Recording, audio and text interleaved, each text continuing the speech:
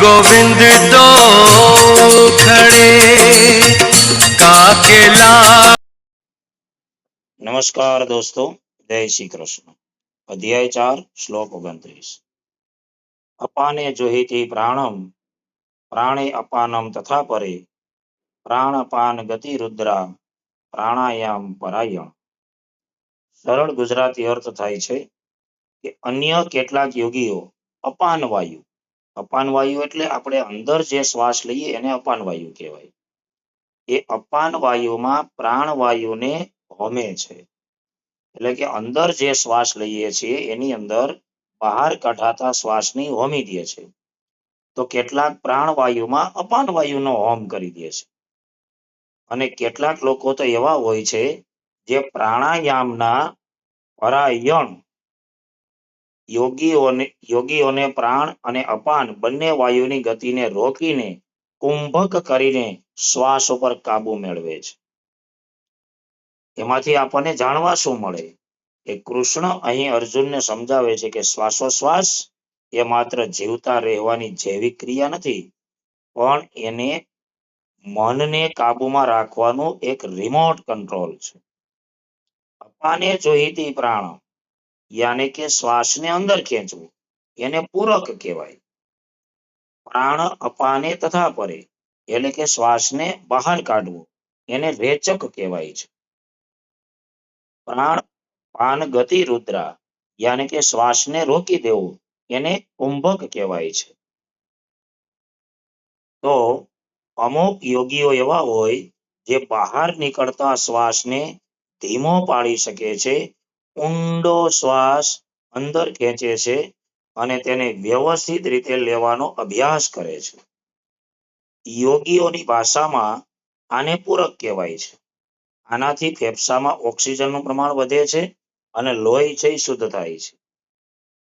જેમ એક ખાલી સિરિંજ નું પીર્ટન પાછળ ખેંચીને એમાં પૂરી તાકાતથી અને સપ્રમાણ દવા ભરવામાં આવે, તેમ યોગી લોકો જે હોય જે નિયમિત યોગાસન કરે છે એ બહારની શુદ્ધ હવાને પોતાના ફેફસામાં એ પૂરી રીતે ભરે છે.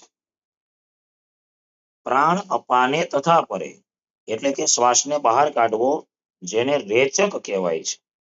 એની સમજૂતી લઈએ આપણે કે બીજા કેટલાક યોગીઓ અંદર લીધેલો શ્વાસ જેને અપાન કહેવાય છે એને રોકી રાખે છે. પૂરી તાકાતથી અને લયબદ્ધ રીતે એ શ્વાસને બહાર કાઢવાનો પ્રયાસ કરે છે અને અભ્યાસ કરે છે. આને રેચક કહેવાય છે. આનાથી શરીરનો બધો જ કાર્બન ડાયોક્સાઇડ, બધા જ ઝેરી તત્વો અને તમામ મનના નકારાત્મક વિચારો છે એ બહાર ફેંકાઈ જાય છે. જેમ સાફ સફાઈ કરવા માટે વેક્યુમ ક્લીનરને બ્લોઅર મોડ ઉપર રાખીને અંદરની બધી જ ધૂળ અને કચરો પ્રેશરથી બહાર ફેંકવામાં આવે છે, એમ યોગી દ્વારા શ્વાસ છે શરીર અને મનનો કચરો છે બહાર કાઢે છે. પ્રાણ પાન ગતિ રુદ્રા યાને કે શ્વાસને રોકી દેવું જેને આપણે કુંભક કહીએ છીએ. એની સમજૂતી આપણે લઈએ.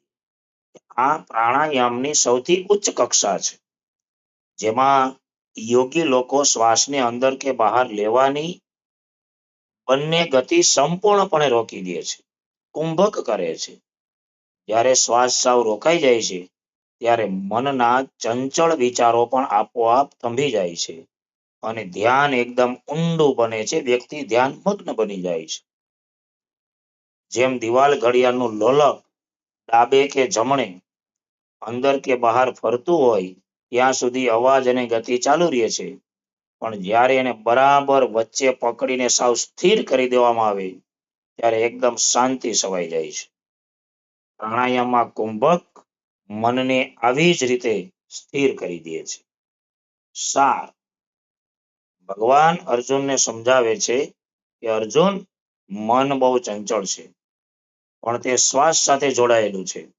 તેથી જે યોગીઓ શ્વાસને લયબદ્ધ રીતે અંદર લેવા અને બહાર કાઢવા અને રોકવાનો યજ્ઞ કરે છે, પ્રાણાયામ કરે છે, તેઓ પોતાના મન અને ઇન્દ્રિય ઉપર પૂરેપૂરો કાબુ મેળવી લે છે. આ પ્રકારના વિડીયો જોવા માટે, ભગવદ્ ગીતાને સરળ ભાષામાં સમજવા માટે આપણી ચેનલને ફોલો કરો, શેર, લાઈક, સબસ્ક્રાઇબ કરો. નમસ્કાર. શ્રી કૃષ્ણ.